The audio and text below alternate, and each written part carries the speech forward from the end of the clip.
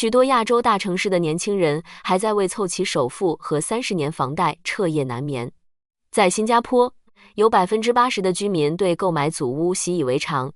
这并不意味着新加坡人人都是富豪。政府通过严格的法案限制，让公共住房真正服务于民众的居住需求。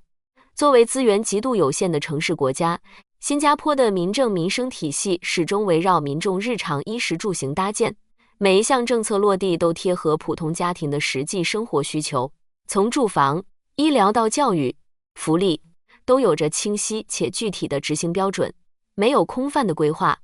只有落到实处的安排。今天我们来看一看新加坡的住房和医疗政策。面对高昂的生活成本，新加坡的政策逻辑是什么？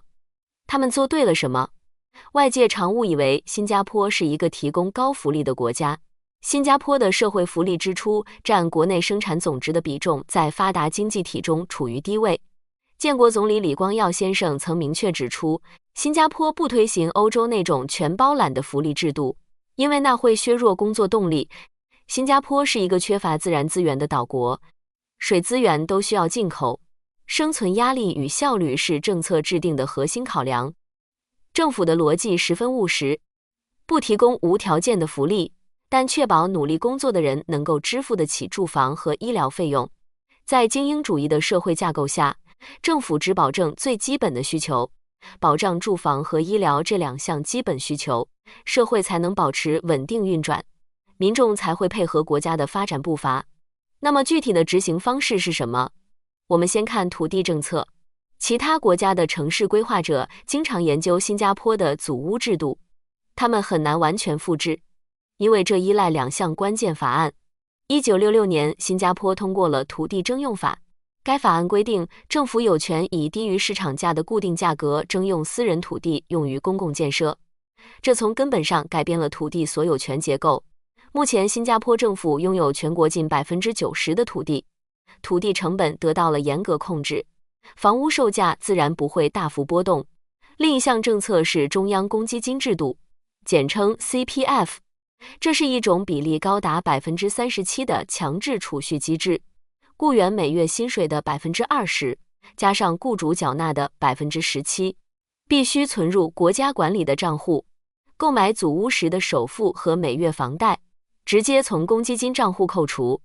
土地由政府低价获取，房屋由建屋发展局建造，购房资金来自公积金局。这个流程减少了对商业银行贷款的依赖，私人房地产开发商也不参与公共住房的建设，资金在国家机构内部流转。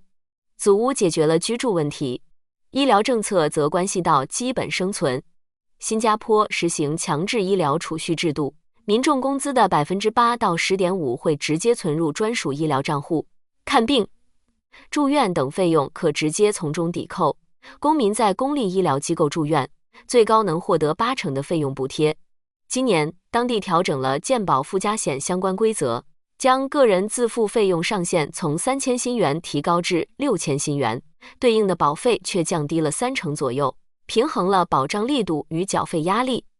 政府还专门划拨近6亿新元，提升终身互保计划的赔付比例，让遭遇重度残障的家庭能获得更充足的经济支持。新加坡医疗体系采用的是 3M 医疗体系，第一级是 MediSave 保健储蓄，应对日常的轻微疾病，民众需要使用自己公积金账户中的资金。这样设计的目的是让个人承担部分成本，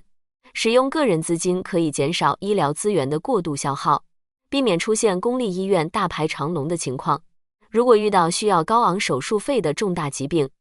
第二级 MediShield Life 终身健保就会发挥作用。这是一种强制性的大病医疗保险，通过全民互助的资金池来分摊高额医疗费用。如果部分低收入群体连保险自付额都无法承担，第三级 MediFund 保健基金将提供援助，这是由国家财政拨款的救助基金。经过财务评估，符合标准的贫困病患可以获得医疗费用的减免。个人责任优先，社会共济其次，国家财政最后介入。这3个层级保证了公立医疗系统的运转效率，防止国民因病陷入财务危机。针对家庭养育与子女成长，新加坡今年进一步优化了育儿相关福利政策，父母可共享的带薪育儿假期从6周延长至10周，加上母亲原有的16周产假与父亲的4周陪产假，一个家庭在生育后能拥有近7个月的带薪照料时间。针对未成年孩子的成长，政府会发放一次性成长补贴，3胎及以上家庭每个孩子每年还能领取1000新元补贴，直至孩子年满6岁。学前教育的补贴门槛也同步提高，更多中等收入家庭都能享受到学费减免，降低家庭育儿的经济负担。在基础教育层面，新加坡公民就读公立小学，每月仅需缴纳13新元学费，从3岁到20岁的青少年，每年都能获得500新元教育储蓄金，用于学习相关支出。针对低收入家庭的课后托管需求，政府也放宽了援助门槛，大幅减免托管费用，让不同收入家庭的孩子都能获得稳定的教育保障。城市里的基层社区也设有完善的救助服务，面对短期失业、突发困难的家庭，会及时提供生活资助、育儿费用减免等帮扶，形成了覆盖不同群体、不同人生阶段的民生支持网络。祖屋和医疗政策的背后，反映了新加坡政府的治国理念。李光耀先生在回忆录中提到，人们不会去保卫一个自己只租了1间房间的国家，但如果拥有一套房产，就会全力保卫它。这就是政策的核心动机。新加坡的民生体系建立在利益共享的基础上，民众每月缴纳的公积金和购买的祖屋，直接与国家的经济表现挂钩。只要国家经济增长，社会保持安定，祖屋的市场价值就会上升，公积金账户的结余也会增加。国民的个人资产与国家的整体发展紧密相连，这种利益绑定机制降低了社会动荡的风险。民众通常不会参与破坏社会秩序的活动，因为那会直接损害他们自身的财产价值。